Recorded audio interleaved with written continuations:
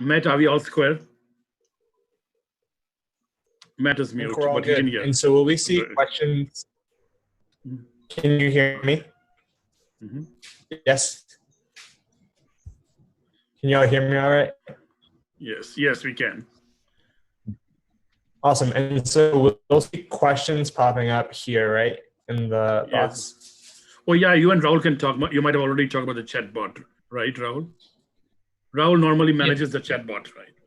Yeah, so I have a team who's managing all the chatbots. They are picking all the comments from Facebook and YouTube and posting us in the Q&A section. And then if there are any common questions in the Q&A section, we'll take up those according to the time we have left. And that Matt can decide. Yeah. Good evening, Mr. Rao. How are you? Mr. Rao, hello. He's. I think he's just getting set. You are mute. No, but he can hear. I can hear you. Good evening, Mr. Rao. Good I know it's a evening, big. Rohit. It's a big festival. Happy Ganesh Chaturthi. Yeah, I got fine. It's a good way to celebrate the festival. I got your message, right? Yeah, all good things have to start today. So I think we are starting something good. Yeah, hopefully we'll make COVID-19 history. Yeah. You changed the face of AIDS in India, and we're counting on you on this too. No. You did. You opened the world. We could not even enter Nirman Bhavan those days, and once you came, I remember, and I could tell you offline or privately, Peter Pierre told me once at Gates Foundation that we have given some money to Mr. Rao, Ministry of Health, to have a better office so people can access. He was joking. So yeah, definitely. I think those are difficult days, but I think we had a great team. That is the most important thing. Yeah. I would also say that, especially myself and Jagdish, you showed us whole India from Kashmir to Lakshadweep or Kanyakumari, setting up HIV/AIDS programs. We used to come to your office, travel to every state in India, and learned a lot. And I hope we can use in COVID-19 and what MIT COVID-19 challenge is doing. I think it's a great learning for us. Rati and I were messaging each other that I think we learn more today than contribute, basically. Yeah, I always get a sense of déjà vu when I look at the way COVID is unfolding, remembering the 1997 days. Yes. That was the first time I met you in Manila, actually. Right. That Health Minister, Renuka Chaudhary, right, yes. I was presenting from Medical College of Ohio. These are all dedicated people you see, mostly MIT Sloan, and alumni are currently there. And it's a great plan. They will come up, the world changers. Nice to see Ratiji once again. We miss you at the PHFI, madam.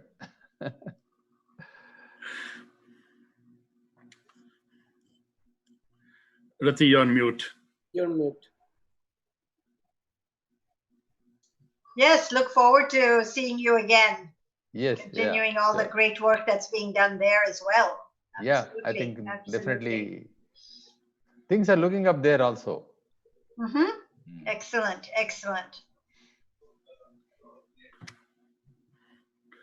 So Rati, we have Dr. Srinath Reddy, of course, Mr. Rao, and you're always there from PHFI with us at JSPH. And few others have come as adjunct faculty. Excellent. Wonderful people, really great. Yeah.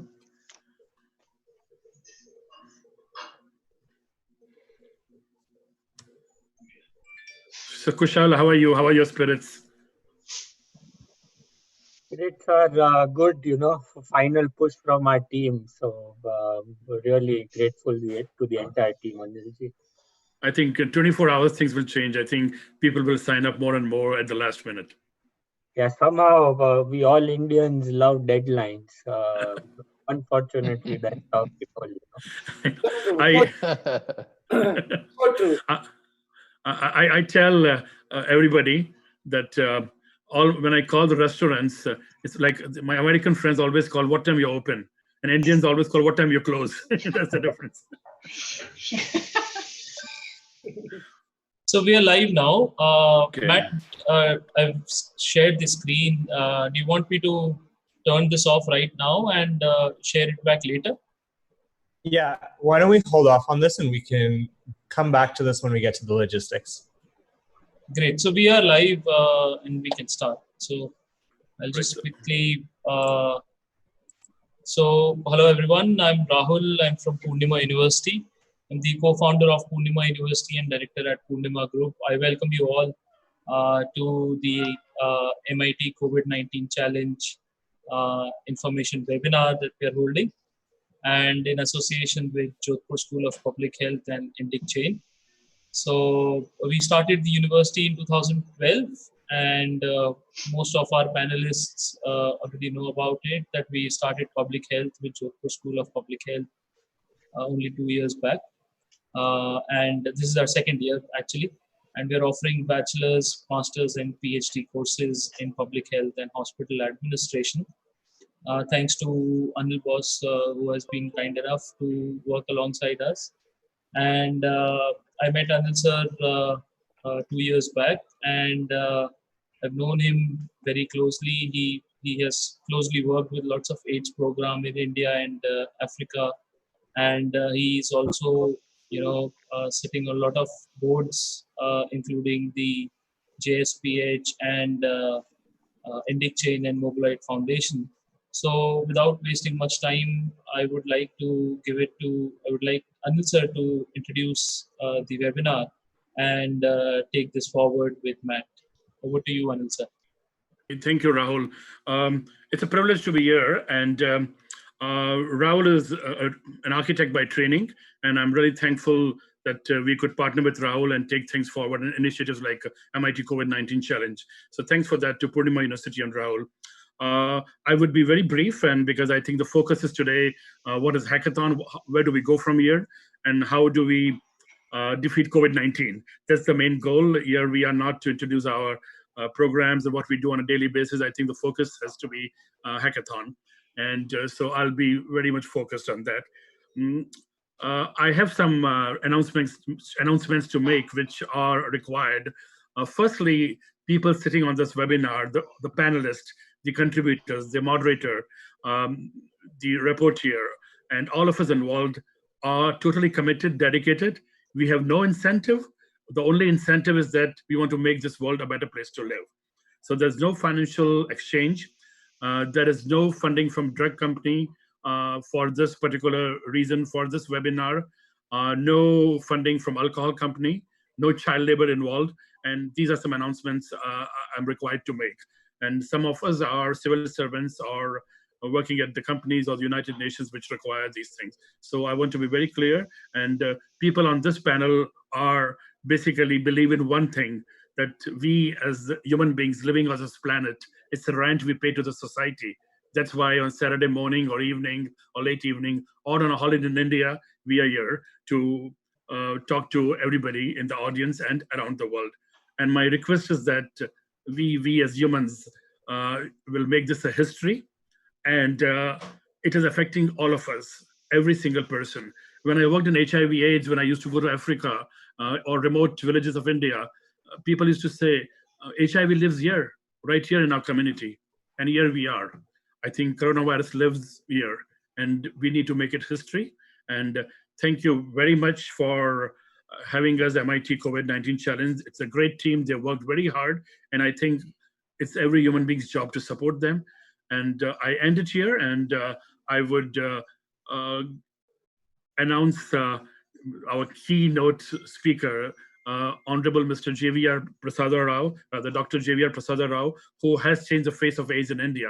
And we have invited him to be the keynote speaker. And before I give it to Mr. Rao, I would give it to the moderator, Matthew Samuel. He has been a wonderful contributor, a great friend. He is the data scientist at Facebook and has been trained at Harvard School of Public Health as a data scientist. Over to you, Matt. Great. Thanks, Anil.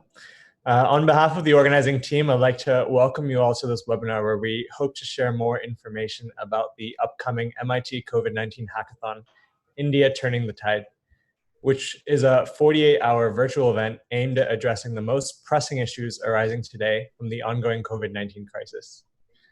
In this event, we'll have 4 tracks: helping underserved populations, reviving the informal economy, strengthening healthcare systems, and combating misinformation and fraud. We have a packed agenda, so I'll go ahead and move to introducing the folks we have thus far before we move into our keynote. So on the MIT organizing team, first we have Anandi, who grew up in Chennai and graduated from Stanley Medical College. She's currently a pediatric neurologist in Orlando and an assistant professor at UCF Medical School, graduating with an MBA from MIT this summer. She's particularly interested in modified education systems for children with autism in India. Next, we have Freddie, who's an MD PhD and currently a postdoctoral fellow at MIT and a pathology resident at Mount Sinai. He's the co-director of the MIT COVID-19 Challenge and the former co-director for the MIT Hacking Medicine Institute. His current research interests lie in the development and translation of optical imaging techniques, targeted particle development, and informatics, particularly applied to oncology, cardiology, gastroenterology, and transfusion medicine. Next, we have Geetha Gopal, who's the technology head for Capital One's credit card decisioning platforms. She recently completed her EMBA from MIT and has been a driving force on our organizing team. Hey, everyone. Next, we have Kush, who leads corporate strategy and innovation at Parexel, which has had more than 100 COVID-19 drug development engagements currently. And he is also an EMBA from MIT. Everyone. Next, we have Mukesh, who's a member of the Indian Administrative Service and the 2005 batch civil servant, who's now working as the Chief of Staff to the Honorable Agriculture, Rural Development, and Minister Government of India. And he graduated from MIT in 2019. And he should be on shortly. Next, we have Rao Mandri, who's a PhD in pharmaceutical chemistry and an EMBA from MIT. He spent more than 20 years in the pharma and biotech space and currently is the Vice President and Global Head of Drug Development for Bristol Myers Squibb. Hello, everyone. Next, we have Saurabh, who's a Portfolio Director at Pfizer, a large biopharma company, which is among a handful that's in late-stage developments for the COVID-19 vaccine. He focuses on utilizing operational data to help improve the R&D performance of the development pipelines. He holds a bachelor's and master's from IIT Delhi, a master's from Carnegie Mellon, and is currently pursuing his MBA from MIT Sloan. Hello. Great. Now I have the pleasure of moving on to one of our winning teams in the MIT COVID-19 Datathon. Their proposed solution consisted of designing an unsupervised machine learning framework to identify key factors correlated to the increase of COVID-19 cases. So first we have Arti, who's from Chennai and recently joined TCS. Previously, she graduated from Syracuse, where she studied information management and data science.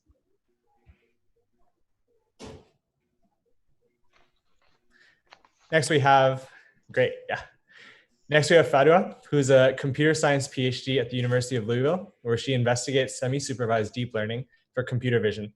More broadly, she's interested in AI for social good and AI for climate change.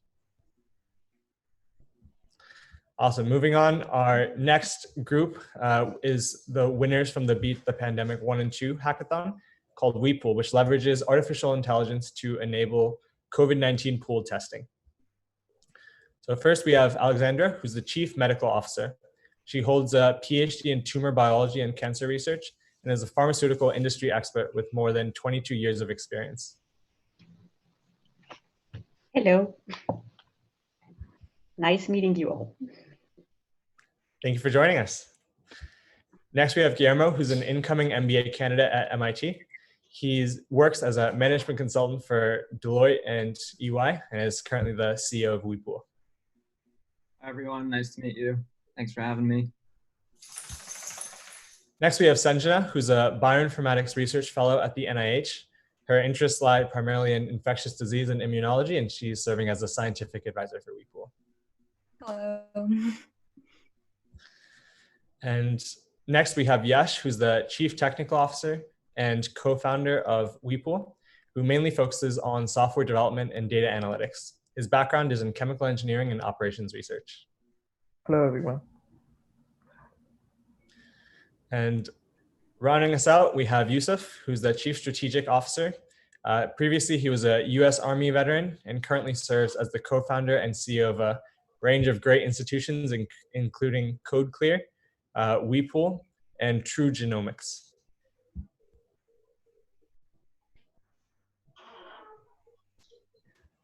Hello, everyone. Awesome. So with that, I'll kick it off to Dr. Rao to provide context on what is the state of COVID right now in India to help us all get a sense of what the situation is that's motivating us to move forward on this hackathon.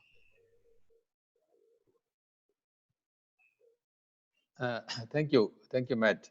And good morning and good evening to all our friends from US up to India and to the East.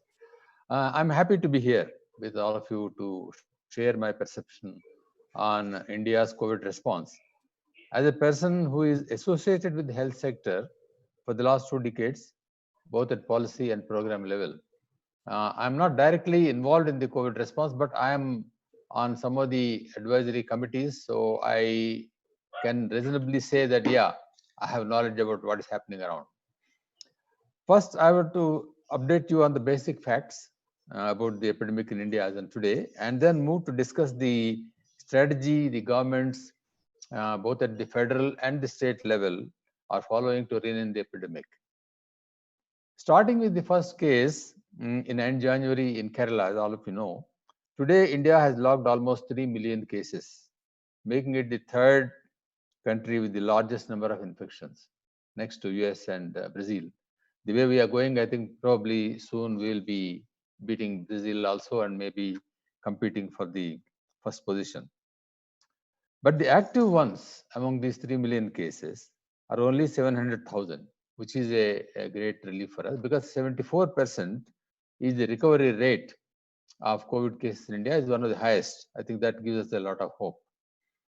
And 55,000 people died, bulk of the deaths occurring in the age group of 50 to 70. Even I think in terms of the number of deaths also, I think India probably is not doing that bad compared to many other countries. The other indicator is testing, which started with the RT-PCR, and then now the rapid antigen kits are also being used. And if you ask for numbers, about 33 million samples have been tested. That appears to be a huge number. And we are doing almost every day about 800,000 and moving up to 1 million tests a day. That is the target. It looks very impressive. But in the overall context of the 1.2 billion population, I would say the number still looks small.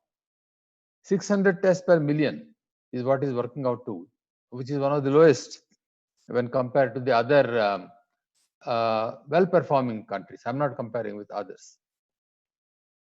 And the case fatality rate is also something which was at a high of 3.4% in June, which has come down to about 1.9% as on 19th of August, which is also a great relief.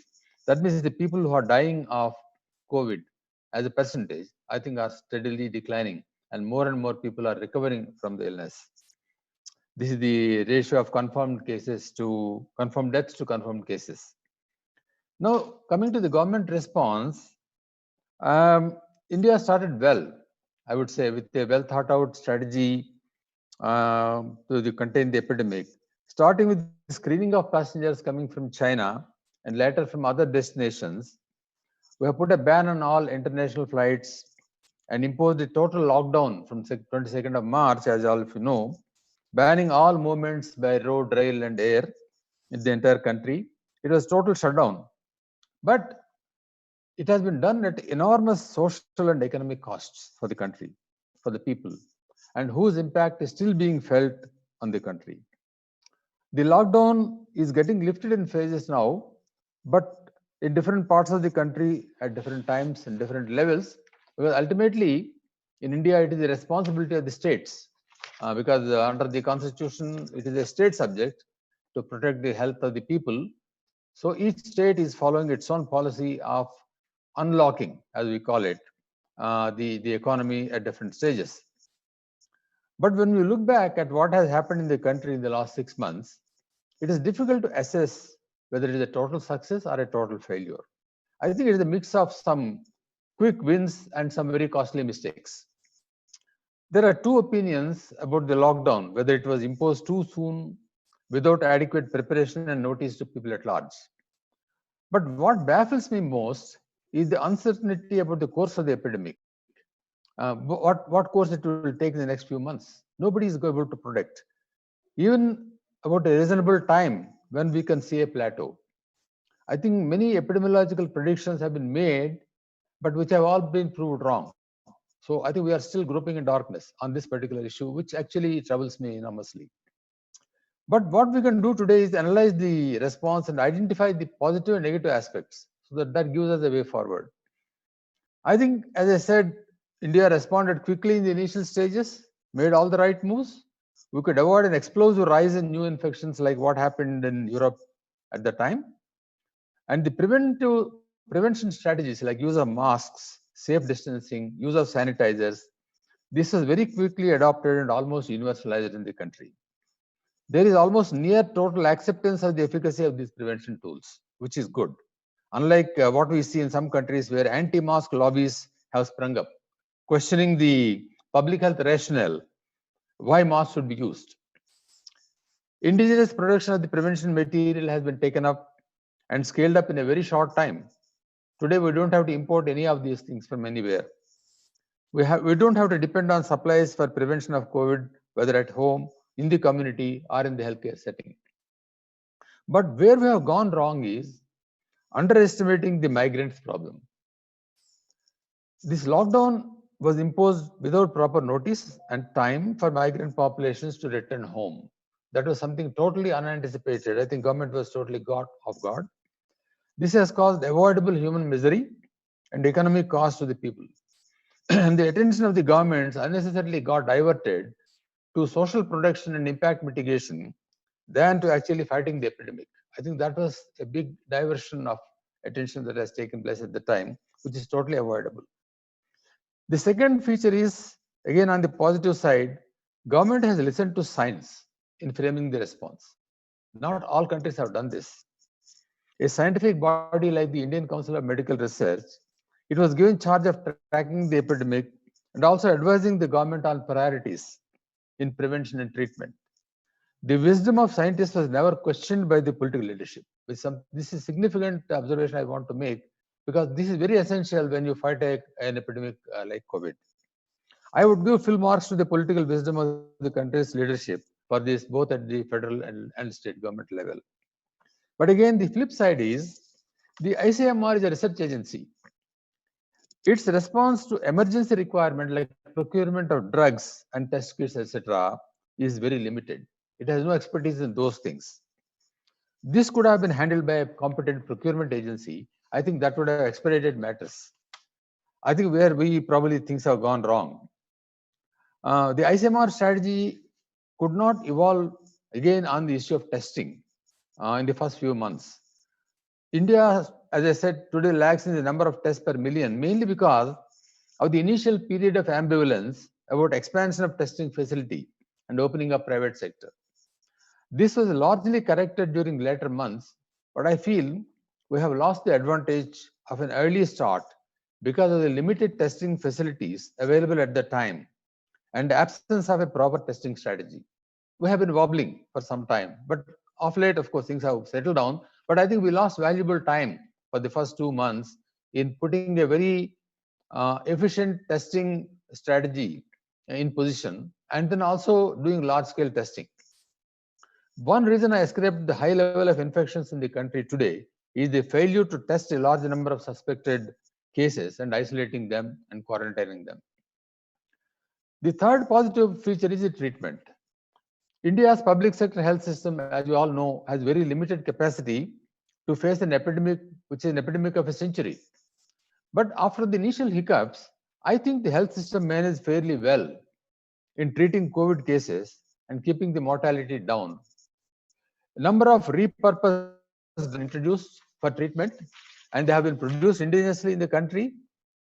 And the shortage of ventilators and PPEs, etc., which was there initially, has been made up very quickly.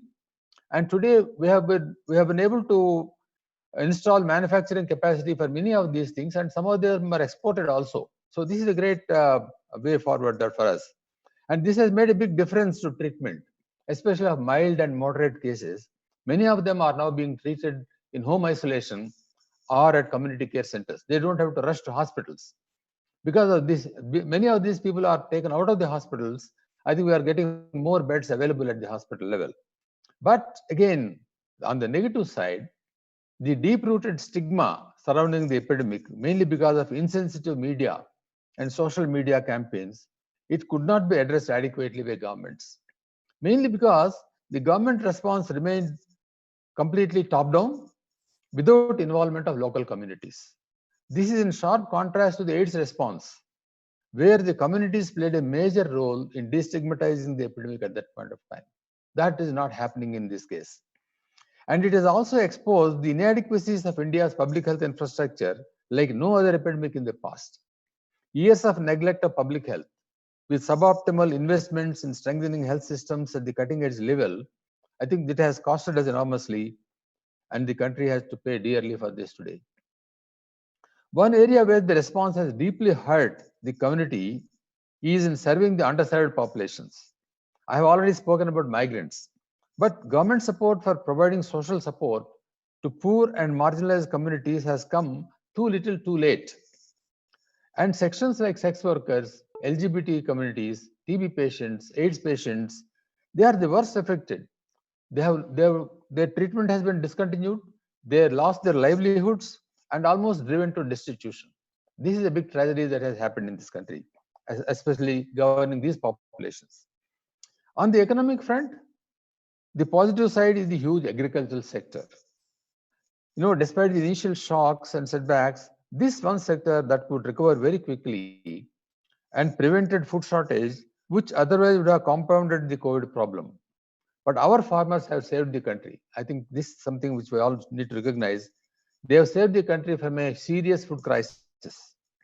But other informal sectors like infrastructure, small and medium scale industries, rural trade, and small businesses, they are the ones who suffered enormous financial losses.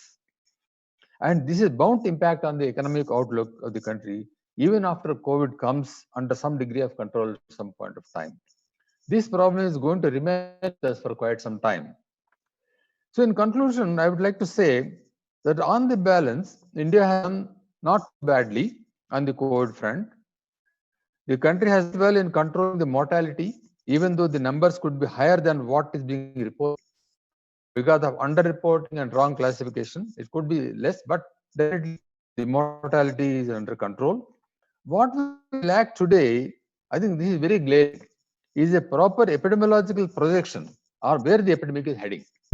We have not put into position an efficient surveillance system nationwide, periodic surveys on prevalence of the infection among the general population and risk groups. This indeed is the need of the hour for India.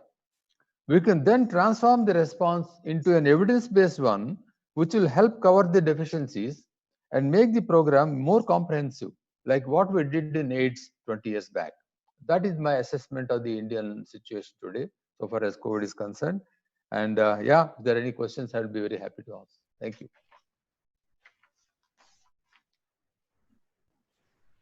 Awesome, great, Dr. Rao. I think it's great to sort of see how you tie a lot of this together in mapping the context of India's journey throughout this pandemic. And I think of the number of challenges that you've highlighted, it underscores the need for us all to come together and think about how we may be able to help India move forward. So as we move into this next section of the panel, there will be roughly sort of 3 sections. So one with the organizing team, where they provide brief context, then where they highlight the overall logistics briefly. And again, we have an FAQ section on the website that we would encourage you all to check out. And then finally moving to our past winners to hear their experience actually participating in the hackathon and then moving forward. So with that, I'll kick it to the organizing team. And the first question that I'll ask to Freddie is, could you share the context overall on these MIT COVID hackathon initiatives? and also perhaps briefly touch on the distinction between datathons and hackathons? Certainly. So the MIT COVID-19 challenge was initially launched back in mid-March, early April, right when the pandemic was really hitting us hard, especially in the US, but really all across the globe. And it was a time when people were starting to, being sent home, being sent away from schools, companies locking down, cities and states locking down as well.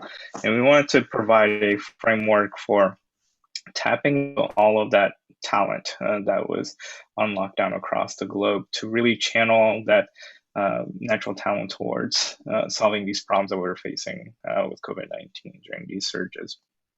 And so we thought about establishing a series of virtual hackathons. And the reason we push at a series of these events is really to make sure that we were hyper-focused on the problems of right then and there, rightly knowing that hopefully the problems of today are not the same problems 2 months from now, but also knowing that the problems in 2 months from now may not even be on our radar today. And so we wanted to make sure that we could stay hyper-focused to those needs and those issues.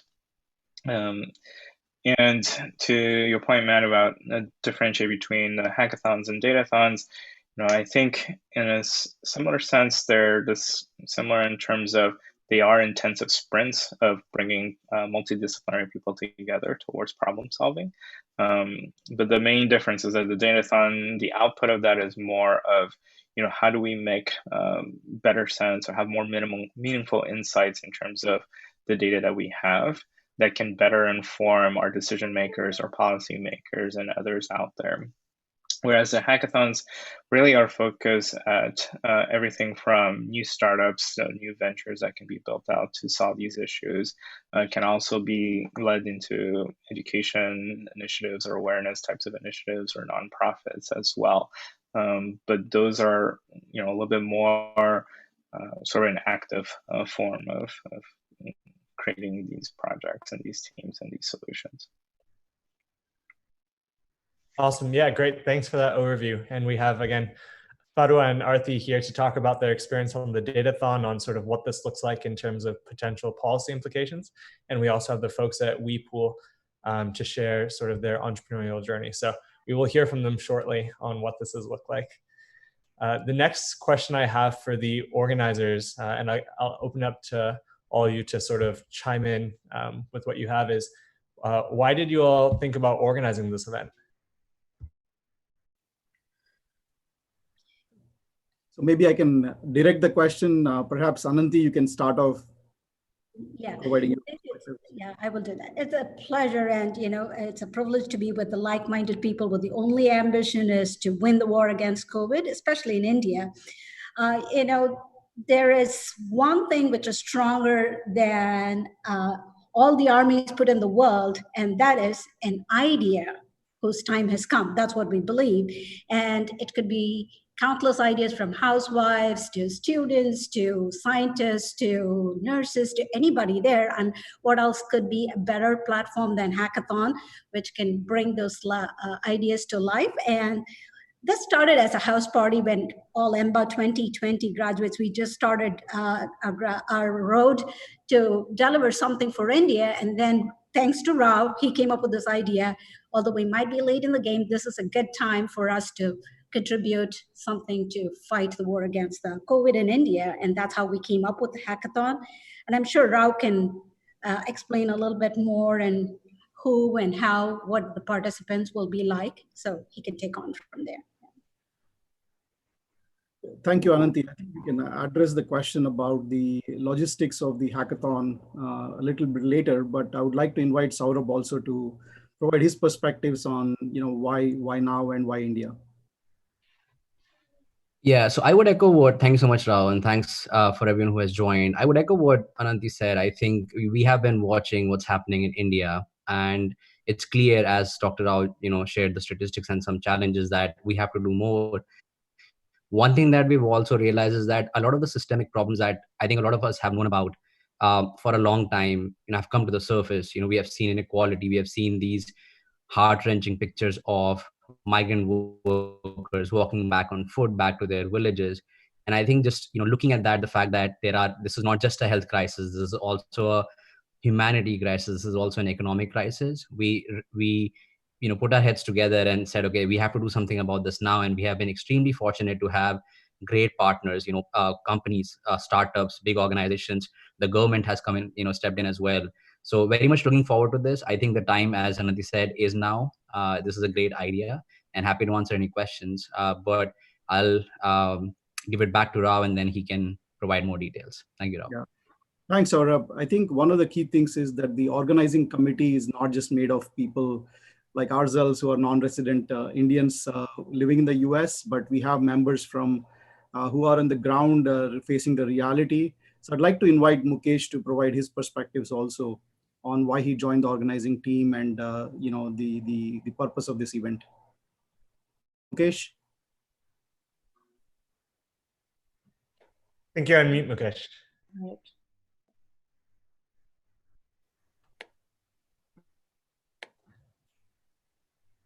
Mukesh, we can't hear you. Mukesh, you're on mute. Yeah.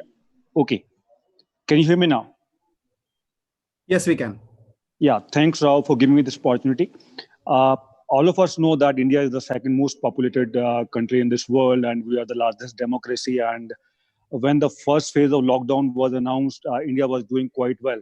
So no doubt that we have today crossed rather 1 million test capacity per day today. And but the number of cases are also increasing today. Yesterday, I think probably we have crossed 3 million. So as a person on the ground, we get to hear many ideas. Some people want lockdown, some people don't want lockdown, some people want life to be given the priority, some people want economic activities to be given the priority. So maybe through this hackathon, we can get various ideas from people who are from different backgrounds, who are from different age groups, so that we can think of solutions. Otherwise, we always keep on complaining that government is not doing this, government is not doing that. So this is a way to come up with a kind of integrated, holistic approach coming from different perspectives. So which maybe kind of government or the like-minded people or the non-government organization, they can think of implement. That's how I chose to be part of that. I'm happy and lucky to be part of being the organizing team. Thank you so much. Thanks, Mukesh. Matthew, back to you. Great. So perhaps more administratively, who do we think should be participating in this hackathon? Great. Thanks, Matthew. Geeta, do you want to take this? Yeah, sure. So we really want to rally people of diverse backgrounds to apply. We're talking about backgrounds in areas of expertise. We want diversity of thought. We want diversity in experience. We want to cover the whole of India, not to south, east to west. We also want to make sure there are a lot of women who are applying. So when you talk about the success of the event, like really right now, we're all here on the panel here because we want to rally participation, because increasing the amount of participation directly increases the quality of ideas, the number of ideas, and it also creates an ecosystem where all of those ideas can come together to then create something that any one of us individually couldn't have imagined that we could create. That's the whole purpose of this event. So if this event has to be successful, we want people of every type of background to take part. So if you look at the 4 themes that Matt, that you earlier talked about, it is a really big balancing act. Somebody else was talking about how complex the situation is. We talk about reviving the economy. Reviving the economy has to be really balanced with mitigating the risk of spread of virus as we open up. So I just give that example because we really want to rally different backgrounds of people to apply. Hackathon is usually, I know, very associated with software and engineering. So I have to tell you that we are seeing a lot of applications from that background. We really want to change that. That's one of the reasons we are here. So we are urging that people of every kind of background, healthcare, humanities, economy, finance, nonprofit, people who are already working on ground with underserved populations. We want every kind of person. If you have an idea that can make a difference on ground and even change one life, please apply. Thank you, Geeta. I think no coding skills are necessary. I think that's a clear message. So back to you, Matthew. Great. And the final question I'll ask for the group before we kick it to the Q&A for later would be, what do we hope to get out of this hackathon? Kushal, you want to take this on? Yeah, sure. So I think the whole hackathon is built on MIT's innovation ecosystem belief. So what we are trying to do is creating a platform where we have pulled like-minded partners from non-profit, profit organization, universities to help these participants take their idea from enterprise. So the hackathon will end on August 30th, but we have created an ecosystem that will help sustain these ideas well beyond that. So thank you. Great. And I guess last but not least, so in terms of logistics, when's the last that people can apply? Yeah, Kushal, can you actually briefly describe the logistics as well of the event, but also the deadline? Yeah, if we can, Matt, pull up that visual that you had quickly, I think rather than me going through it, I can talk to it. But we, as a team, by popular demand, just this morning agreed that we will be extending the deadline to August 26th, Wednesday, noontime EST. We have been getting a lot of applications, and we don't want to shortchange anyone who's interested in applying. But in terms of the actual logistics, right, the hackathon really starts on a Friday. So as I said, we'll extend the application deadline. But the kickoff event will be on August 28th. We have already confirmed our keynote speaker as Mr. Sanjeev Mehta, CEO of Unilever. And after that, we really allow the teams to self-form, right? So folks will pitch their ideas, and then teams will self-form into a group of 4 or 5 folks on Friday evening. After those teams are formed, we have set up a mechanism by which they can tap into the mentor pool for questions around logistics, marketing, whatever they need. There will be a group of mentors available throughout that 48-hour period to answer these questions. So on the Saturday and Sunday timeframe, teams will further articulate their problem statement, get to solutions. And then on August 30th, teams will present their final solutions to the judges. So for each track, and we will have 10 tracks, we have 3 to 5 judges on each track. The teams will present like a 3-minute quick presentation. And then, the judges will pick 3 or 4 ideas that we will pick as winners. But again, I just want to emphasize, in our books, everyone is a winner. And even if teams don't get selected as winners, they will have access to the same infrastructure that the winning teams will have. And then I guess the main point I would like to call out is we've put in a lot of effort to sustain the ecosystem post-hackathon. So we would really thank our partners, including Poornima University and JSPH, for their support, because they will also be part of this post-hackathon ecosystem. Back to you, Rao. Thanks, Kushal. Just as an email, if you have any questions, please write to us, COVID-19 India@mit.edu. It's available on our flyers and everywhere in social media. So thank you. Back to you, Matthew.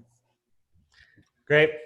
Thanks, team. So we'll now sort of direct any questions on this front to the Q&A. As we mentioned, they're FAQs, and we'll now move into the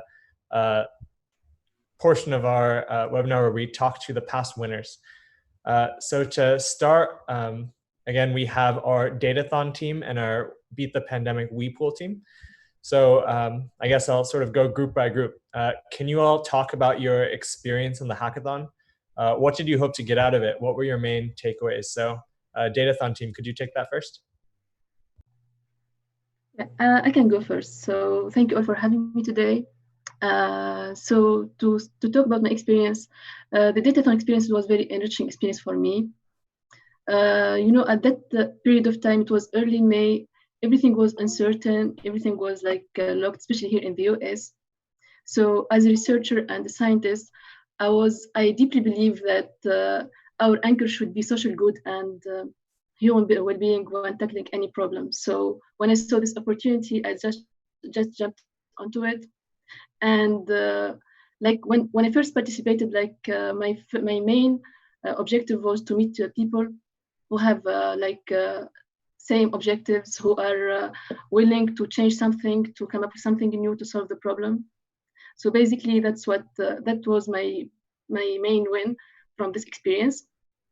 And then after all, like I found like the topics that were tackled there was of interest for me. So, and the team that I worked with, the mentors, the organizing team, everything was very amazing and very inspiring at the same time. So basically, it was a very enriching and amazing experience for me.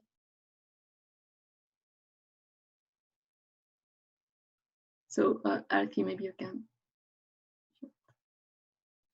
Okay, so for me, I had a similar experience to what Fadwa had. She was our team leader, and she was the guiding light for a lot of things which we went through in the Datathon. Overall, it was an amazing experience. I graduated during the Datathon, and I really wanted to apply some of the skills, however basic or advanced they may be, which I've acquired over the years, to make a difference and perhaps discover something interesting related to the pandemic. And I was hoping to like work with people from different backgrounds and interact with them and maybe learn something new. This is something that you wouldn't get an opportunity to do otherwise, like talking to people around the world, doing different things. Like where else would you get a chance to do that? And also do good for society at the same time. So that was what I was expecting. And I think the Datathon definitely like helped us do that. Great. How about Weepool? What has your experience been in the hackathon? What has that looked like? Sure, I can get started, and my team members can interrupt me as they see fit. So we were initially part of the first MIT hackathon in April, and really, like everyone else, we came together just because we wanted to help out from the COVID perspective. Especially for me, I'll speak to my own experience. I knew that there were a lot of initiatives that I could be involved in. I just really wanted to help, especially coming from an underdeveloped country like my own in El Salvador, where testing was limited. I just wanted to do my part, and so I joined the hackathon. And based on your experience, we got placed in different tracks, and that's how the team and I came together, thinking about an improved method for testing and diagnostics. And I guess my prejudice was that I would come into the hackathon and do some coding, but it really all it is a way to generate solutions and brainstorm and present them in a way that that has some value sustainably. And so after the hackathon, I mean, it was a great 48 hours, and very fortunately we won that first one, and I think that the decision was made amongst the team to just follow through with it. I think that regardless of whether you're a winning team or not, you have the decision, if you believe in your idea, that you can continue it. And in our experience, that's exactly what we did. We decided to continue working on it. Another 2-3 months passed. We participated in the second hackathon, and that's where many of the team members in the panel joined our team. And fortunately, with additional experience, different perspectives, and fortunately we were able to win again. And that's kind of where we are now. Just a huge stepping stone for us, the MIT COVID-19 challenge. I'll let the rest of my team add on if they'd like.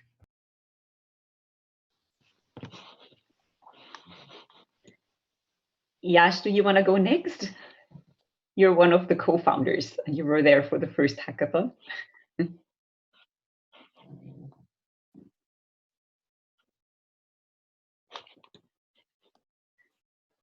Okay, if Yash isn't there, then maybe I just add a few words. I'm Alexandra. I'm based in Austria, and I joined the vPool team at the second hackathon. Yeah. So my background is actually in infectious diseases. At the time when COVID started, I was actually looking for a job, and I had that strong wish to contribute somehow to this pandemic. And by chance, I found the MIT challenge, signed up for it, and again by chance, I ended up with vPool. I was looking for a project where I could bring in some of my, let's say, natural scientist background, and found vPool. Thought it was an intriguing idea. Also because I really liked that combination of artificial intelligence and pool testing. Yeah. And then when I applied for it, there were 23 people who wanted to work with this team. Yeah, so they selected, I think, 2 or 3. Yeah, and I think Sanjana and I were 2 of them. Yeah. So was really excited about all the experience there, and particularly about the network that is coming from MIT, and all the mentors that were available to us during that weekend. Yeah. So this was truly exciting, and I was totally impressed by how this was organized. And yeah, that's where we are. I stayed with the team, and it's just a really wonderful experience contributing in this way to help beat the pandemic.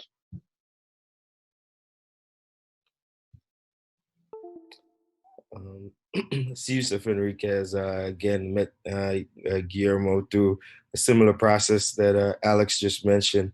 I was particularly interested in working with these guys because being that I've been in healthcare for 25 years as a medic in the military, I saw the shortage, and working for FDA, I knew the shortage around the nasal swab would be a huge issue if we were going to be doing the multiple amount of testing. And so, as everybody here, I'm a call to action guy. I saw what they had. I thought they had something special, and really wanted to help them get from the challenge into a business, and then actually start working on, solving a huge solution, a problem that was going to be up and coming. So I was excited that I was selected as one of the mentors for these guys, stayed on with the team. And they're now a full-fledged business thinking through the problem. It's a little bit, you look back 2 months ago, Guillermo, when we were talking about pool testing, and then you hear it on the news where Dr. Fauci and others start talking about pool testing, you kind of feel like you're a little bit ahead of the game. And so I think that's what this MIT COVID challenge really does, right? It gets all these different folks to think about things, innovative things from a diverse group. And that's how we're really going to be able to solve these things, pandemics and other things in the future, is bringing together the global perspective where, different folks, as you hear from different countries, were able to come together and come up with innovative solutions that could be a big impact. One thing I want to briefly add to Yusuf's comment about, how, especially for the pool testing, and how really the idea that Guillermo and his team worked on really preceded a lot of what was, what was out there in terms of whether it was Dr. Fauci, whether it was the government. And so I think what this points out is that the value proposition for the MIT COVID-19 challenge and for these hackathons is the ideas is what we tend to call grassroots innovation. They're coming from the people on the ground. It's not necessarily what we're traditionally used to as top-down innovation or what's coming from the government per se. And so it's really providing a new framework, a new avenue to empower anyone who has the right ideas and the good ideas to be able to develop and pursue those.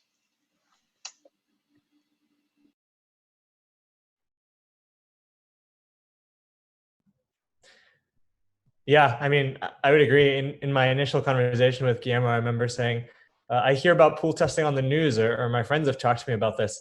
But then when you look back, I think they really were ahead of the game. And I think from their story, or one thing that I would remind all of our participants moving into this, is to be hyper-focused on the problem. what exact problem are you solving, and what does the solution look like as you move through the process? Because I think, again, these folks, having worked on this for more than 2 months full time at this point, know a lot about pool testing and the actual challenges that come as you sort of move through this. So then I guess that's a good place to continue. So maybe we can continue with y'all, Weepool. What did that transition look like from that initial hackathon experience to getting you to where you are today? So how did you sort of continue past this hackathon? Like what might they think about for these participants looking ahead? I can speak a little bit to that. I think that was one of the main challenges, right? Just moving from a school project to an actual full-fledged business is not a trivial move. Initially, after after we won the first hackathon, we started distributing the idea of what we were working on, and there were a few interested parties that wanted to work with our algorithm to enable the efficient pooling. We were speaking to some academic institutions in California, and they said, we're super interested. Why don't we try and figure out what kind of partnerships could come around that? But of course, when you're requesting, data, patient data, de-identified, of course, but regardless data, it's not a trivial ask. Of course, data is very well protected here in the U.S., and they're not just going to give data, to a couple of students just because they happen to win a competition. So of course we had to move away from being a project, and we had to formalize our business. We recently incorporated. We submitted a provisional patent for our technology, and so that there were several steps that entailed the transformation from a science project to an actual business. I think that Yusuf and Alex and the rest of the team have been super helpful in trying to figure out what that process might look like. I think that I've said many times before, even when I was doing my interview for MIT Sloan for my MBA, I told them that they have 3 tracks. They have the enterprise management track, the finance track, and the entrepreneurship track. And one of the questions from the interviewer was, what track do you want to follow? And I said, the enterprise management track. I'm not interested in entrepreneurship. How quickly that's changed. And the fact is that I still don't, frankly, I still don't know a lot about entrepreneurship and new ventures. And I think that the main thing that it's helped us move forward and just keep formalizing the business is, of course, the new team members that we've added, but also the core network that the MIT COVID Challenge has provided us with. We're still meeting with mentors every week to try and figure out what the business model might look like, what the pricing strategy might be, what the next step is. Of course, the solution might pivot, but just like you said, so long as we're focused on the problem, I think that there's very little room for, getting outside of your track. I wonder if anyone else did any other comments.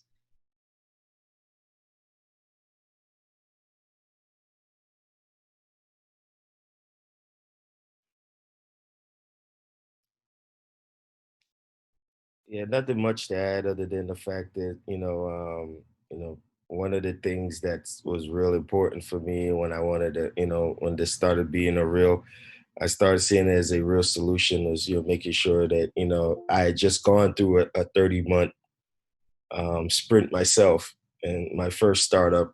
And so one of the things, again, talking about collaborating is knowing what you know and try to, pay that forward. And so, I saw Guillermo as a young CEO like I was in 2017, try to start a company. And so, I think what this COVID challenge does, and MIT does, it brings those expertise to the table so you could avoid some of those costly mistakes when you're turning an idea into a viable product. I know Guillermo is laughing because when we submitted the provisional patent was exactly about a week before the first published article came out.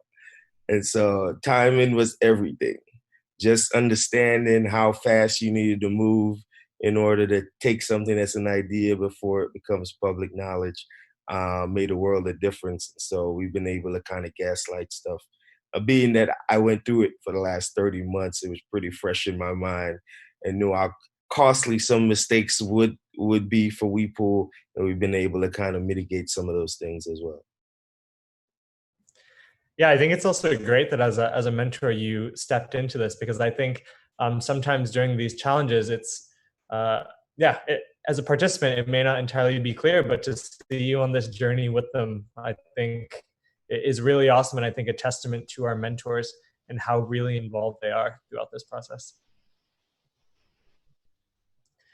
I would add that it's a commitment to not just the event itself, as you guys have seen, but our mentors have been getting involved with these startups and these teams post-event as well. And that's purely out of their own volition and purely on a volunteer basis. It's not even it's a environment that we foster, but it's not by any means something that we force our mentors to do in that respect, or that they even know to sign up for ahead of time. Maybe just one addition from my end, an experience from the hackathon, and then moving on. I think it's really important that the team leads have the right strategic view, and I think we are particularly lucky with Guillermo here, because just already looking at how they selected the team members during the hackathon, it was very strategic. They knew exactly what they needed, and that's why the right people came together.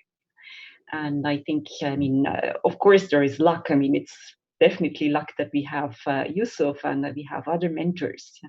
But it's also really clearly the lookout to know what you need to do next. Thank you for that. Datathon team, how about yourself? How did you move from this sort of initial playing around with some data to this full-fledged paper publication and leading policy recommendation for experts in the field? Yes, so our work on the Datathon was more research-oriented. So our first obvious goal was to get an article published out of what we've done during that week of work. So luckily, ICML Healthcare Systems Workshop was open for submission at that time. So we made sure to catch the deadline. So the first 3 weeks, I think we maintained regular meetings to make progress and to write that paper. We have already most of the results ready. So we needed some honing of those results and to improve them and to write the papers. We had very good guidance from our mentor and from the co-organizing teams. So we submitted our paper, and then it was accepted, and then we presented in the workshop, and then we had very good reviews. And then we came up with more ideas to what we can continue on. And now our second goal is to wrap up a journal submission soon based on that first published article. So I think the key here was to listen to all the team members and to make sure we our goals meet our timing, availability, and everything. So I think communication and coordination is key here. So and I think we were lucky to find like-minded people within our team and within the organizing team as well. So that's so far.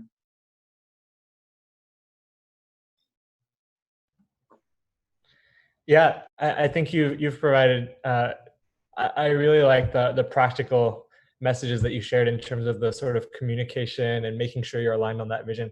Arthi, maybe do you have any other very practical tips that you would give for these teams as they get started to make sure they stay on track and are sort of in a good place? Definitely, communication is the most important thing. You might have people on your team in different time zones. They may be working, they may be going to school. There are so many different things you have to manage. And you also have to keep in mind that this event as such is time sensitive. And even beyond the event, it's like a commitment which you're making to your team, saying that you will continue to stay involved. However small or large it may be, it's very important to make sure that you communicate that this is the time I can spend for this, but during this time I will put in all the effort that I can. So I think that's important. Yeah, that's a great point. I think especially moving forward, that's something that I've seen from past hackathons, that without sort of clear expectations, it can be sort of challenging to sustain momentum. So I think that's a great point that you brought up there. How about the WePool team? Do you all have any very practical sort of tips? So maybe Sanjana, do you have any thoughts on suggestions for these participants as they get started? Yeah, since our team was composed of a variety of members from different industries, everyone chose a different area of expertise.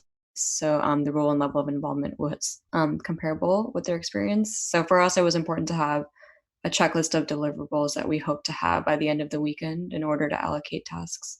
So the diversity of our backgrounds really dictated what roles we had on the team. And if anyone else wants to add more to that. Yeah, I think that was really important. I think that you know, it was different in the first hackathon than the second hackathon, because in the first one it was a clean slate. We all just had to brainstorm and try to figure out a single solution and then work towards that. In the second one, it was more, you know, we started with an idea, or you know, we were just continuing our idea. So I think that our frame of mind was already more well defined, and that we could focus on tasks. I think that I will say is that picking your team members, like Alex was saying, is very important. In that I think that you should try and find people that think differently, people that have different backgrounds.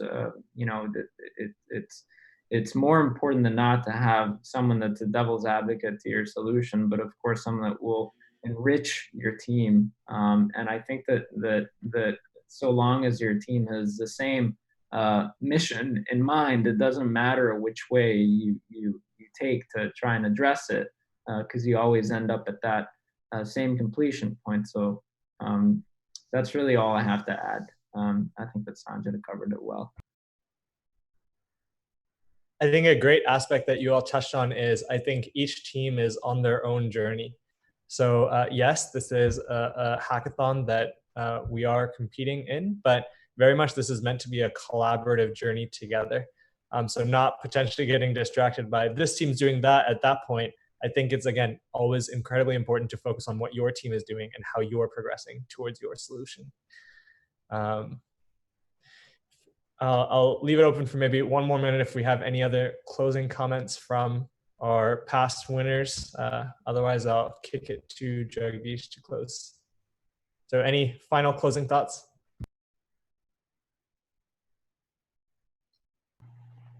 So I think, okay, you can go ahead. Oh, sorry. You go ahead. Mine is like final closing thoughts. So just for me, I think it's a very great opportunity. You should seize it and be inspired and learn more from your network and from your team. It will be like a very good opportunity, so don't waste it. I just wanted to stress back on the fact that we have extended the deadline to Wednesday. So urging all the participants to continue to look at our website and to continue to apply. Matt, can I have a minute? Please. I think it will be very important for Kushal and the team to announce the Indian Standard Time and the Daylight Saving Time in the United States. There's a bit confusion in EST, EDT, and IST. So what I believe is that maybe the best is that, Kushal, why don't you just come up and just give the exact timings? Because I'm getting a lot of these messages. Is it Indian time or what is EDT, EST kind of thing? So it'll be easy. And of course, Maybe PST, PDT. Yeah. Maybe Anilji, you were spying on our chat because that's what we were discussing while we were on the panel. But I think to keep it simple, we will keep it noon time, Boston, New York time, so that there's no confusion. So August 26th, noon time, Boston, New York, Eastern US time. That will give us enough time, like our track leads on the participant, Prashant, like they'll get some time to vet through the applications thoroughly. Right. Excellent. And One question for Mr. Rao before I let you go. You have been the Secretary of Health for India, special envoy to UN Secretary General Ban Ki-moon. You played many roles, the head of National AIDS Control Organization. Do you think a country like India should have an independent body for COVID-19 or coronavirus that would help? Because I always feel that India does not have public health ministry, and most of the countries do. And if we had public health ministry, things would change. So coming to the COVID-19, do you think a temporary body could be composed by the government, or what's your recommendation, or how do you take this? You've ran the largest HIV/AIDS program in the world, actually. Thank you, Dr. Purohit. You see, I think for every epidemic that comes in, we can't be thinking of a separate line program. In case of AIDS, it was done because I think it was done in the UN, because for the first time UN came out of its WHO mode and then formed a joint UN program with about 6 co-sponsors, including WHO. They thought that WHO is not competent to handle it, not because they lack technical competence, but because HIV is a community-based issue. It's a behavioral issue dealing with communities. So they wanted a different type of response. But in case of COVID, whether it is SARS or COVID or whether it is Ebola, all of them, they have one particular pattern. And it is important for us to strengthen the health systems and have a health system-based response than trying to figure out an independent organization every time we'll get confronted with a new epidemic. I mean, this is COVID. Maybe 10 years, 20 years down the line, who knows? There could be one more. And we can't be just keep on adding these organizations. I think this is a great message to India and countries like India, which have not invested adequately in strengthening the health systems, especially in the public sector. You see, health ultimately is the last result. Public sector is the last result for health. We have seen this happening in case of COVID. So the government has to come. Ultimately, it is the government which has to come and stand by its people. So it has to invest heavily. I think every primary health center, every district hospital must be well equipped and should be independent. It doesn't have to depend upon some tertiary care center sitting somewhere in the state capital or somewhere for advice or for treating patients. So that's how I feel. I think this is a great opportunity for India to look back at its own strength in the health system strengthening area. Thank you. Thank you so much. One more minute, Matt, before I give it to you for Jagdish. Rati, you have been seeing patients. You are a physician. You come from the corporate house. You belong to the Godrej family. We definitely want you to take this forward with the corporates. More and more people sign up for hackathon. But do you have any message for us or for everybody involved here or for the audience? Well, thank you, Anil. It's been very interesting to see the teams and their experiences and how we can move this forward. It's going to be a very exciting, I think, hackathon. And we're really looking for these fresh ideas, and I would love to take them and see how corporates can get involved in possibly, sponsoring or moving them forward from ideas into actual action plans and then having an impact in the various communities that they're in. So would love to stay, updated on the process and then the results, and any way that we can help, please just reach out to us and let us know what we can do also to make a difference, just as all of you are doing. So thank you so much. It's been great to hear from all of you. Rati ma'am, we'll connect offline with some follow-up. Absolutely. Would you. love to do that. Thank you. Excellent. So thanks, everybody. Over to Matt and Jagdish for the closing.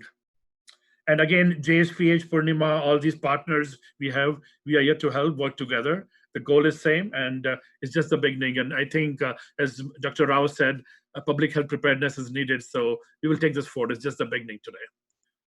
All right, Matt, to you and Jagdish. Great. Again, I'll keep it brief. I know we're running a little over, but I've really enjoyed the discussion with all of you today, and I hope our participants have as well. So again, looking forward to hopefully having you all join us for this hackathon next week, and I will kick it over to Jagdish to close.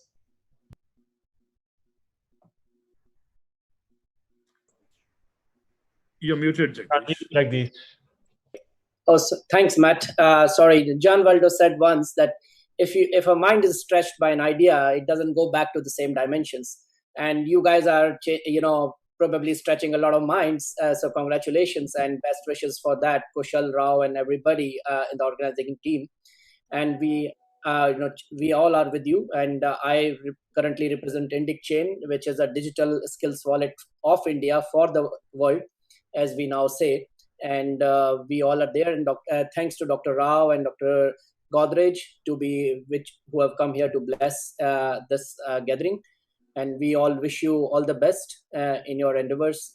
And let's see that this all goes forward. And it's very good that Kushal, you have extended the deadline, because in India, we love these extended deadlines. This is the time of maximum conversions. I would have imagined that you would have maybe shifted it once to 25th and then to 26th. So maybe that would have helped even further. Anyway, have a good night and thank you, everybody. Thanks. Thank you. Over to Rahul for the picture, is a ritual thing. Yeah, so I want everyone to please turn on their videos and let's have a group picture together. I can see some participants who are still have turned off their videos. Upeshji, yes, thank you. Yes.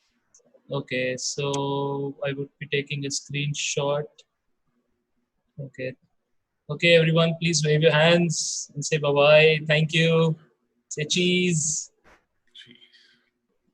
Okay, thank you. Bye-bye, everyone. Thank you so much for joining us. Thanks. Thank you. Thank Thank you.